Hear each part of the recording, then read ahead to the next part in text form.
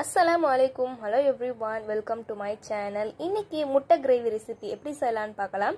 அதுக்கு ஒரு panல ஒரு 2 டீஸ்பூன் எண்ணெய் சேர்த்துட்டு அது கூடவே 1/4 டீஸ்பூன் உப்பு, 1/4 டீஸ்பூன் மஞ்சள்தூள், 1/4 டீஸ்பூன் மிளகுத்தூள், 1/4 டீஸ்பூன் மிளகாய் தூள் சேர்த்துறேன்.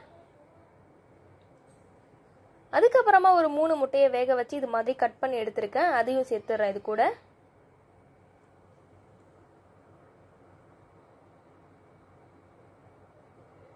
இந்த மசாலாஸ்ல இந்த முட்டையில நல்லா கோட் ஆகுற மாதிரி கலந்து விட்டுக்கிறேன்.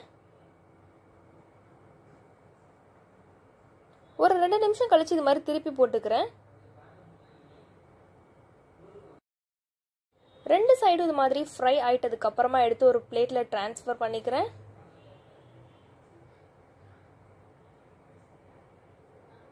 அதுக்கு அப்புறமா அதே பேன்ல ஒரு டீஸ்பூன் எண்ணெய் எக்ஸ்ட்ரா சேர்த்துட்டு அது கூடவே ஒரு 2 பிரிஞ்சி இலை சேர்த்துக்கிறேன்.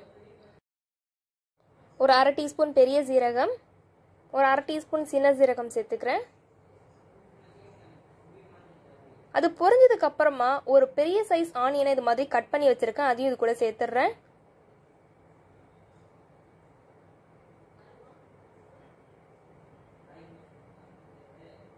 வெங்காயம் வதங்குறதுக்கு ஒரு 1/2 டீஸ்பூன் உப்பு சேர்த்து வதக்கிக்கிறேன்.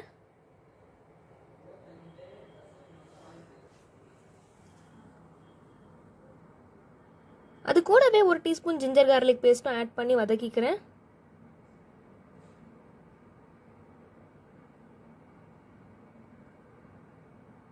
இதுக்கு மசாலாஸ் ஒரு 1/2 டீஸ்பூன் மிளகாய் தூள், ஒரு 1/4 டீஸ்பூன் மஞ்சள்தூள், ஒரு 1 டீஸ்பூன் மல்லித்தூள் சேர்த்துக்கிறேன்.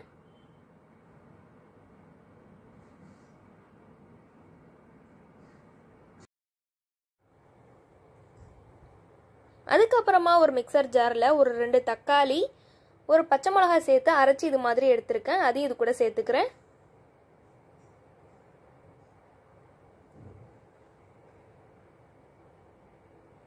தக்காளியோட பச்சை வாசனைலாம் போயிட்டதுக்கு அப்புறமா ஒரு 1/4 டீஸ்பூன் கரம் மசாலா ஆட் பண்ணிக்கிறேன்.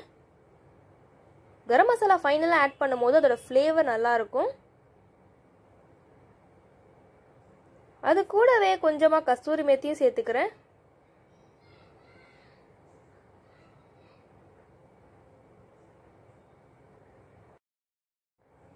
ஃபைனலாக நம்ம ஃப்ரை பண்ணி வச்சிருக்கிற முட்டையை எடுத்து இதில் சேர்த்துடுறேன்.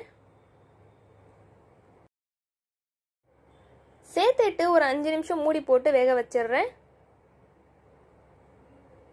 5 நிமிஷம் கழிச்சு எடுத்து சர்வ் பண்ணுங்க. இந்த கிரேவி ரெசிபி உங்களுக்கு பிடிச்சிருந்தா லைக் பண்ணுங்க, மறக்காம சேனல் சப்ஸ்கிரைப் பண்ணிக்கோங்க. தேங்க்யூ.